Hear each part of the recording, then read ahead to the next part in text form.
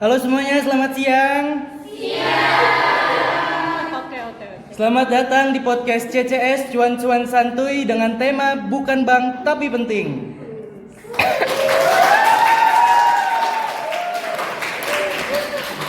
Bareng sama aku, Harsya, selaku host yang bakal nemenin kalian ngobrol santai tapi penuh daging. Jadi kali ini kita bakal bahas topik yang sering banget kita dengar tapi jarang banget kita pahami, yaitu lembaga non-bank. Kadang kita tuh mikir kalau ngomongin keuangan ya pasti ujung-ujungnya tentang bank. Padahal ada banyak juga di luar itu. Kali ini aku nggak sendirian, aku kali ini bareng ditemenin narasumber yang kece-kece banget. Halo Kak Hanum, halo Kak Siva. Gimana berdua kabarnya? Oke, alhamdulillah baik banget nih, dan tentu saja hari ini semangat banget. Yang Semangat. ditunggu-tunggu Akhirnya. Karena for your information ya, teman-teman semuanya kalau ngundang Kak Hanum nih cukup lama banget ya, karena dia sibuk banget, padat banget jadwalnya. Jujur padat banget. Kak Siva gimana kabarnya? Alhamdulillah baik semuanya. Oke. Terus semoga dengan obrolan kita kali ini pendengar bisa memahami tentang lembaga non-bank ini ya. Oke, amin. Pastinya dong ya penonton maupun yang ada di studio ataupun yang lagi nonton di rumah bareng kacang sukronya pasti bakal dapat informasi penting dari kita. Oke Kak Hanum ya, mungkin sama Kak Siva ya kita langsung mulai aja kali ya. Pertama-tama gini Kak Hanum, Kak Siva, biar kita punya gambaran yang sama nih. Sebenarnya apa sih yang dimaksud dengan lembaga non-bank? Oke, jadi lembaga non-bank ini lembaga yang bukan menyimpan uang atau menghimpun dana dari masyarakat, kayak semacam simpanan, tabungan atau deposito. Tapi lembaga keuangan non-bank ini dia lebih kayak menyalurkan dana ke masyarakat yang membutuhkan gitu. Kalau lembaga uang bank ini. Nah benar juga itu bedanya dengan bank ini. Kalau misalkan bank ini dia menerima simpanan dan pinjaman gitu. Kalau misalkan lembaga non bank ini dia itu ke arah dia kayak ke ekonomi, kegiatan ekonominya melewati pembiayaan, investasi dan jasa keuangan lainnya kayak gitu. Oh, jadi mungkin kurang lebihnya hampir nggak terlalu sama bank, tapi mereka itu jadi tetap bagian dari sistem keuangan yang kita miliki gitu ya. Cuman fungsinya tuh bukan menampung uang dari masyarakat ya? Iya, benar. Kalau lembaga keuangan itu dia lebih kayak menyalurkan nih, siapa nih, misalnya kita sebagai masyarakat pasti kan ada kebutuhannya secara mendadak gitu kan. Jadi kayak kalau lembaga keuangan non-bank kayak langsung, oh nih butuh nih, langsung kayak dikasih gitu. Oh, kayak gitu.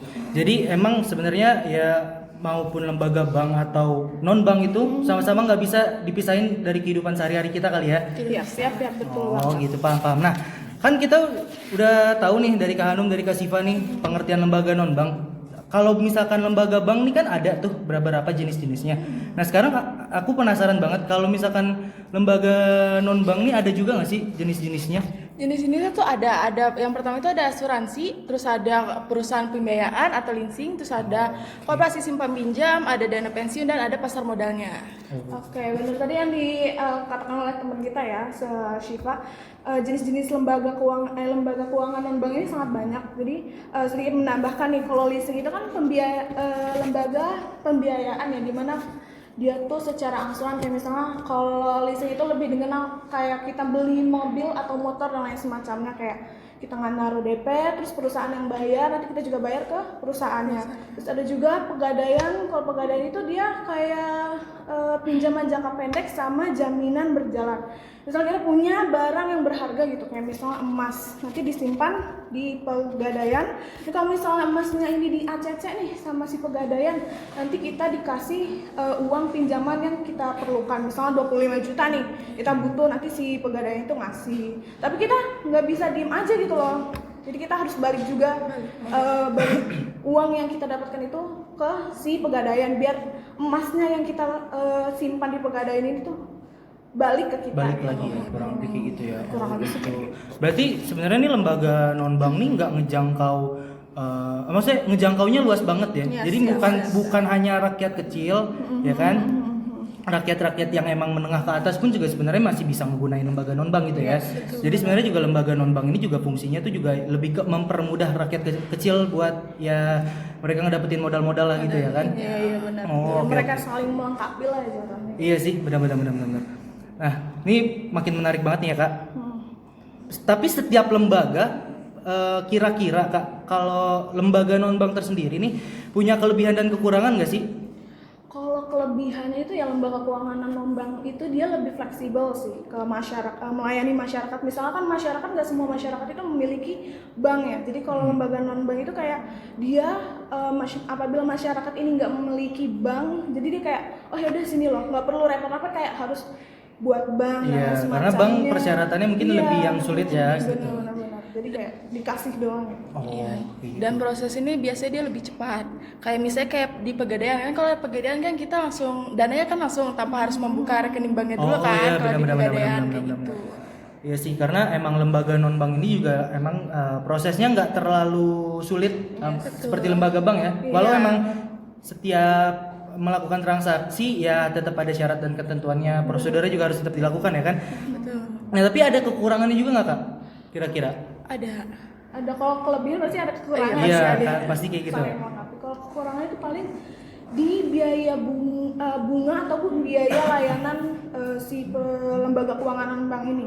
Kalau setahu saya kalau misalnya kayak pemimpin pinjaman online tuh, vintage lending tuh, kan kalau misalnya semakin kita banyak yang mau dipinjam uangnya kan semakin banyak suku bunganya berarti kan semakin tinggi ya gitu. Iya betul. Itu sih kekurangannya, cuman lebih tinggi aja biaya bunganya daripada. Oke. Terus kekurangannya juga ada lagi nih tentang literasi keuangan. Jadi kayak banyak nih masyarakat yang belum paham caranya kerjanya lembaga-lembaga. Jadi kayak mereka ini kurang kurang persepsi gitu loh. Jadi mereka salah paham gitu loh tentang lembaga keuangan itu. Oh, berarti ini juga kali ya. Mungkin fungsinya kita di sini kayak gitu kali ya. Iya. Kita sembari ngasih informasi ke masyarakat kalau ternyata lembaga non-bank itu termasuk lembaga resmi, ya kan, yang bisa difungsikan juga. Mereka memang hanya mereka hanya berbeda dari segi peraturan aja, ya kan. Walau sebenarnya fungsinya tuh hampir sama lembaga-lembaga bank kali ya. Nah, berarti emang penting banget kali ya sebenarnya buat masyarakat tuh tahu tentang lembaga non bank gitu ya. Jadi emang biar nggak salah paham kali ya. Setuju banget sih kalau itu apabila masyarakat paham nih lembaga non bank tuh kayak apa cara kerjanya, ya ini tuh bisa jadi solusi keuangan yang efektif buat mereka gitu. Iya benar. Karena kayak ya selagi masyarakat ngegunain itu buat hal yang benar, kayak misalkan mereka ngegadain sesuatu tapi modalnya buat diputar lagi buat usaha atau apa, kayaknya fine aja nggak sih kak? Iya, betul. Nggak ada Iya kan? masalah juga. Nggak ada masalah juga ya kan, kecuali kalau misalkan emang ya disalahgunakan aja.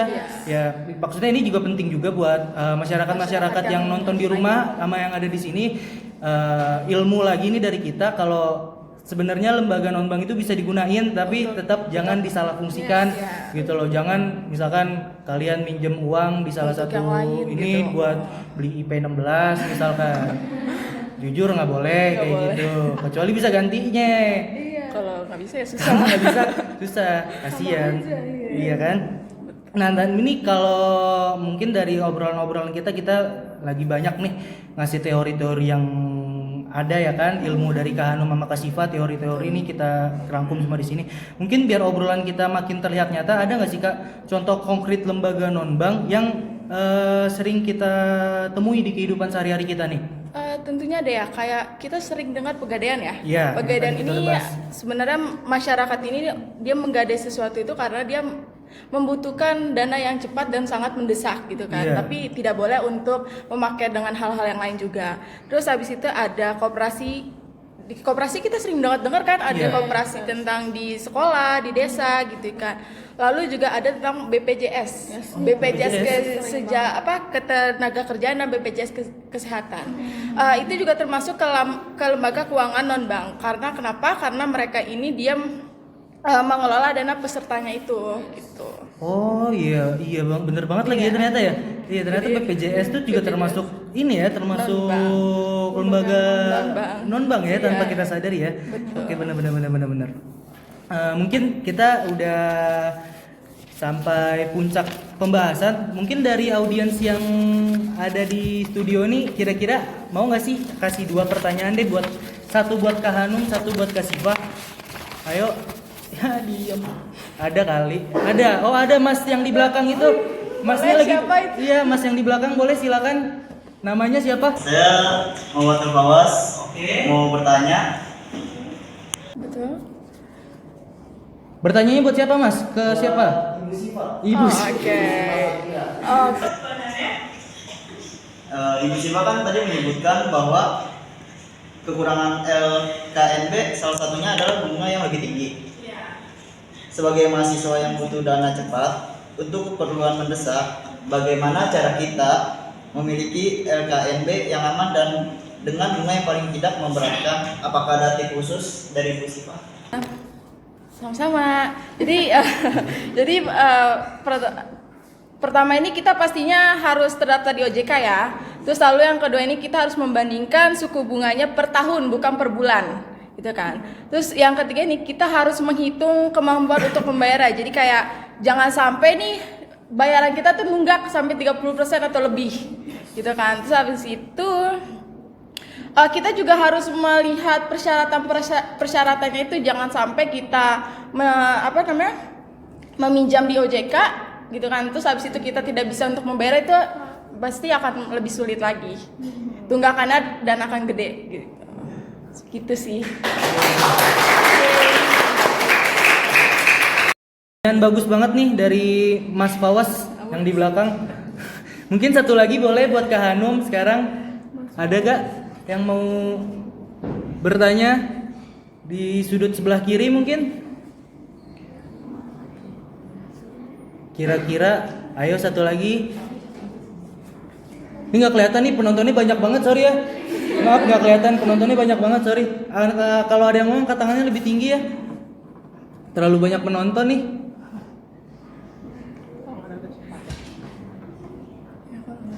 Itu boleh? Iya. Siapa tuh? Coba perkenalkan dulu namanya. Halo, perkenalkan. Nama saya Tasya. Saya ingin bertanya kepada Kak Hanum. Nih, saya sering dengar tentang vintage lending dan model vetural. Tapi masih bingung nih membedakannya. Bisakah dijelaskan perbedaan utama dari kedua LKNB ini, terutama dari sisi tujuan, pembiayaan, dan cara kerjanya bagaimana? Tadi yang dimention sama Tasya itu adalah vintage lending sama modal ventura, itu kan. Dengan bagaimana cara kerjanya. Kalau vintage lending itu dia hampir sama kayak pinjaman online. Jadi kayak kita butuh dana nih, ya kan. Kalau di pinjaman online ada beberapa persyaratan ya, kayak KTP, scan KTP dan lain semacamnya, dan itu langsung cair gitu kan. Kalau vintage lending itu kayak gitu. Kalau modal ventura itu dia kayak menyuntikkan modal. Jadi misalnya saya ini punya bisnis gitu, tapi modalnya kurang nih. Jadi kan saya kan butuh modal lebih kan. Nah, modal ventura itu seperti itu, kayak menyuntikkan modal untuk kebutuhan bisnis kita. Tapi nanti di akhir itu dia tuh maunya bagi hasil. Jadi kalau misalnya bisnis saya ini berkembang dengan baik, memiliki pendapatan yang lebih baik, nanti itu dibagi, saya dapat sama si perusahaan modal ini dapat. Jadi intinya tuh kalau vintage lending itu dia kayak utang, kayak pinjam online kan.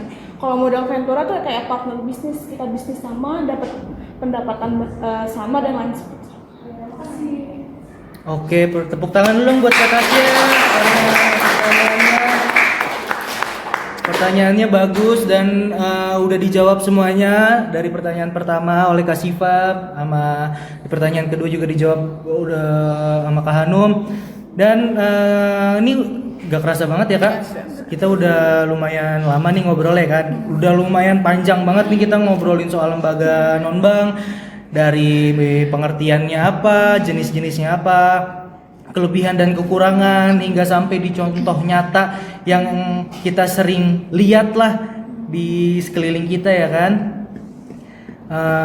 Mungkin dari saya pribadi selaku host, terima kasih banget buat Kak Hanum, buat Kak Siva udah nyempetin waktunya nih ya kan, orang-orang sibuk nih.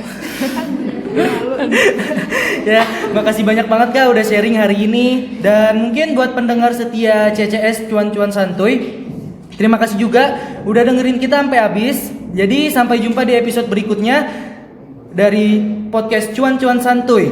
Semangat belajar dan melek finansial. Bye bye semuanya.